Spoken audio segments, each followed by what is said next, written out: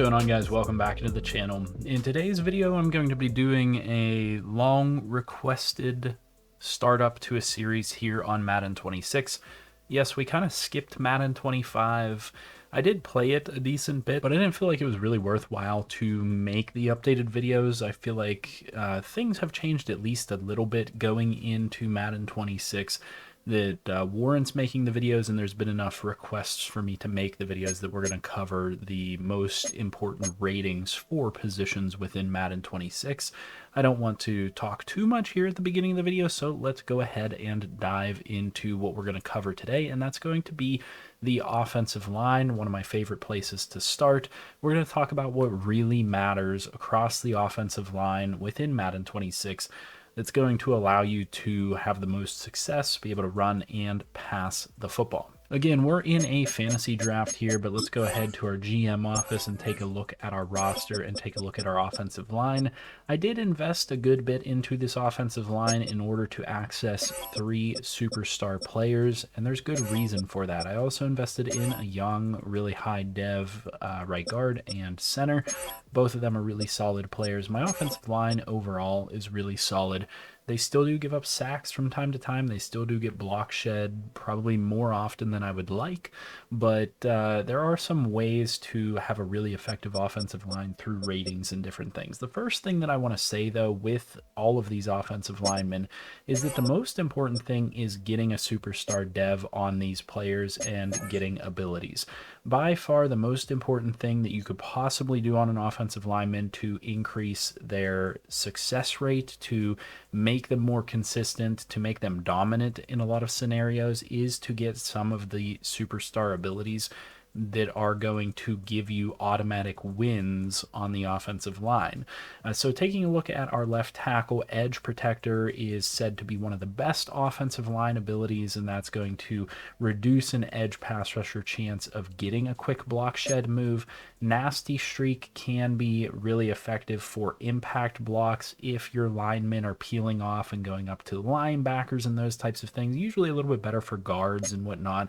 And then secure protector is said to be really good for reducing a pass rusher's chance at getting quick block shed moves. Some of the other abilities that I like, though, especially depending on what you're doing, would be things like post up, which is going to guarantee a win on double team blocks. I really like that if you can get a superstar center, because they are almost always involved in double teams.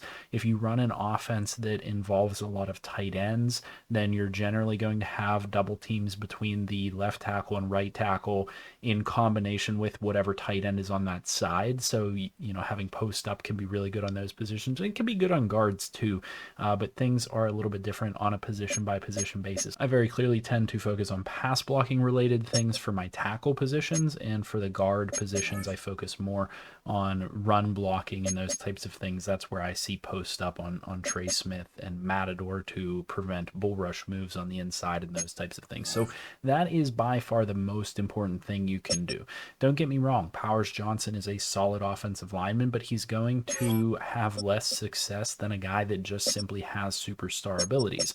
And Joe Alt is only an 84 overall, so not much difference between Joe Alt here and Tyler Booker or Jackson Powers Johnson as far as their ratings or overall is concerned, but you will see a lot more consistency out of this guy simply based on his abilities. I give him run protector and pass protector just to help us prevent block shedding on both aspects of our offensive game plan. And then we can take a look at a few more things. I actually want to specifically take a look at the traits, which are changeable this year without having to go in to edit the player.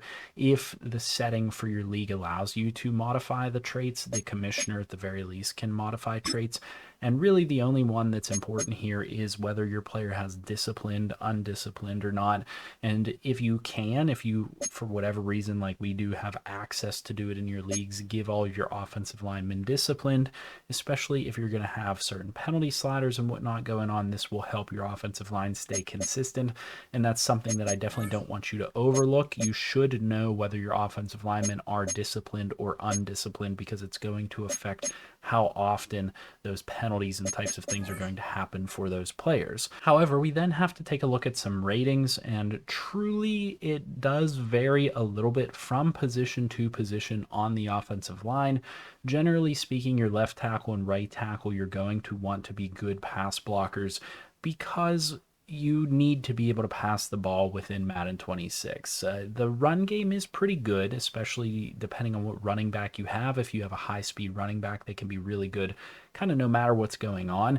But having a good pass pro is going to allow you to have a little bit more time in the pocket in order to get the ball to your receivers. And in order to get the best out of your offensive tackles, you want to focus first and foremost on their pass block finesse. And so Joe Alt here has 87 pass block finesse, and then he also has 85 pass block boosted to 86. I'm generally going to ignore the run block power, the pass block power. Those don't typically do a whole lot. However, the next thing that I would tend to look at would be the awareness of my offensive linemen. And this is something that I talked heavily about with CFB this year. It also very much has always applied to offensive linemen within Madden.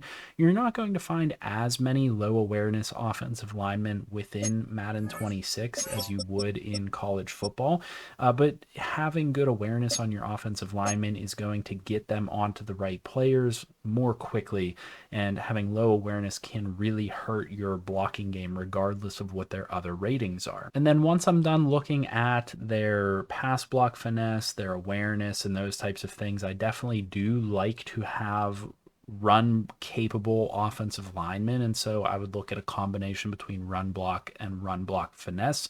Generally, you're running zone plays. Most of the runs in the game are going to be inside zones, outside zones, and that directly correlates with your run block finesse rating. And then I like to have offensive linemen that have a high impact block rating. And I think that's one of the ones that is really underrated, to be 100% honest with you. I like to have that 90 plus impact blocking. A lot of defenders are going to be, in the 70s and 80s, and it gets you a push up front by having a better impact blocking rating. I do believe strength does technically factor in as well. There's a lot of people out there that are going to try to tell you strength doesn't matter at all. It does. According to all of their calculations that they've presented us with from EA, it does actually factor in. The thing that I tend to find factors in the most to actually getting a push on the offensive line, though, is that impact blocking rating, because that stacks directly against the impact block rating of the defender, and higher impact block is going to get you an immediate push on the line more often than not. And so you'll see here with my offensive lineman, 97 impact block. If we go to my left guard here, he has really good impact block as well, 96. My center has 89 impact block. Right guard 94 impact block, and 90 impact block for my right tackle. So there's going to be a lot of times that you're going to see my offensive line is just going to get a push right off the ball, right off the rip, as soon as the ball is snapped. And that is really helpful for gaining a base level of yardage from a play-to-play basis. Getting 4 yards a carry simply because your O-line gets a little bit of a push and your running back falls forward is an amazing feeling. And then again, as far as your tackles are concerned, I don't worry about too much else other than that. It is nice to have some athleticism there. I like to see a player like a Christian Darrisaw have that 70 plus speed and acceleration, and high 60s into the 70s agility. It does seem to help a little bit with those pass pro scenarios going up against really elite edge rushers. But where it really factors in the athleticism especially is going to be with your guards. And so, as far as the guards are concerned, I'm going to disregard almost everything except for their run blocking ratings.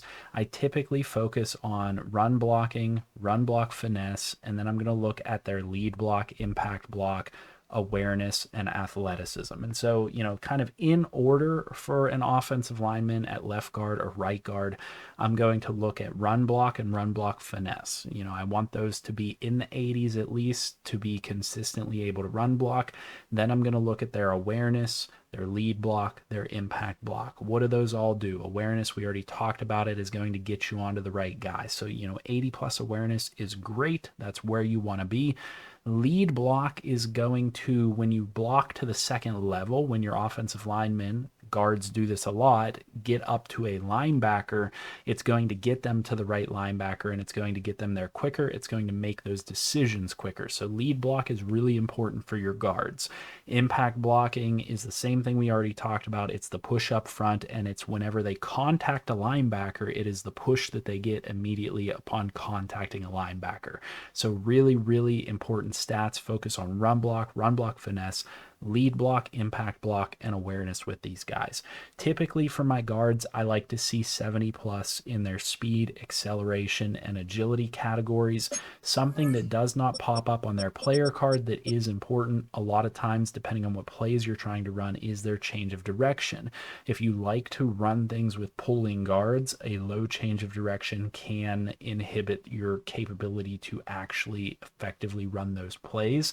And you'll notice that most of the guards in the game, even the better ones, even the ones that have decent speed and agility, are going to have pretty bad change of direction. And so a lot of those plays with pulling guards are simply not going to work because they're not athletic enough to pull around other offensive linemen and make the right block. And then we talk about the center position. The center position is going to be one of the only positions that I really tend to focus on power ratings. And the reason that I focus on those power ratings, especially like pass block power as an example, is because you tend to get bull rushers in the middle, and the center is almost always going to be matched up against a bull rushing defensive tackle. And pass block power tends to help you out in those scenarios, prevent those bull rushes and those auto sheds. But again, I've never needed a high pass block power rating. I just typically try to have my center have like an 80 plus pass block power.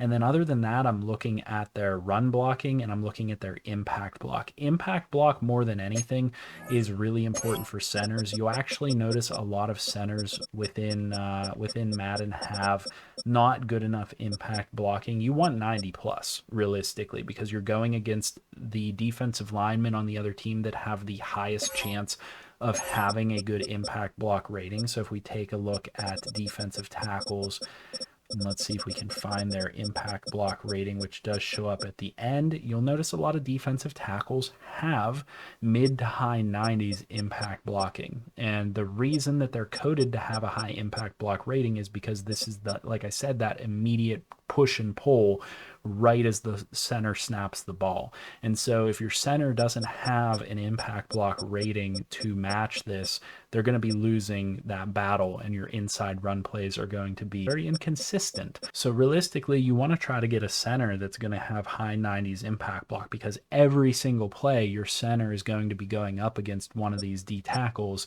and a lot of them have 90 plus impact blocking, as you've seen, and that can create a lot of problems for your run game. And I think that's one of those things that kind of goes unnoticed a lot of the time, or unseen by people that might not know as much about offensive line play. And again, that applies to your guards too. Very often your guards are going to be going up against those D tackles with high impact blocking, and so if your guards don't have high impact block, they're going to lose those battles, right off the snap. Again, with the center position though, there are certain things you don't need to care about, and that would be your athleticism. And so, if you have a really good blocking offensive lineman, especially a good run blocking offensive lineman, but they're not athletic, you stick them at the center position. And that's because these guys are almost never going to go and have to block the second level. They're almost never going to have to pull. They're pretty much always going to be blocking a player that is right over them or very near to them in a gap, and there's not a whole lot of movement involved in that. So, a 50s or 60s speed offensive lineman that has good run block finesse, put them at the center position. Be aware of their strength and be aware of their impact blocking, because like I said, those really impact whether your center can be good or not. You can actually get away with a lot of centers in this game that simply just have high impact blocking and have high strength. You'll notice, whenever you go by impact block, there's only 4 guys here at center that have 90 plus, and 2 of these are generated prospects from the most recent draft. but you can get a really, really good push up front with a guy like Nicholas Cologne. He had 90 plus impact block and 88 strength. That's going to be good enough to get the job done 9 times out of 10. And honestly, they've kind of taken away a lot of the offensive linemen in this game that used to be kind of like hidden gems. You used to be able to find like really low overall offensive linemen that had really high strength and had a decent impact block rating, and you could stick them at center and they'd be really effective. So there aren't as many of them anymore, but it is definitely worthwhile for you guys to be able to pay attention to those things. You know, a good, powerful center is going to go a long way for your offensive line. But again, the center is kind of like the least important position, to be honest with you, because not as many ratings matter. You can get away with plugging and playing certain players here that just have good impact block and decent run blocking stats and whatnot.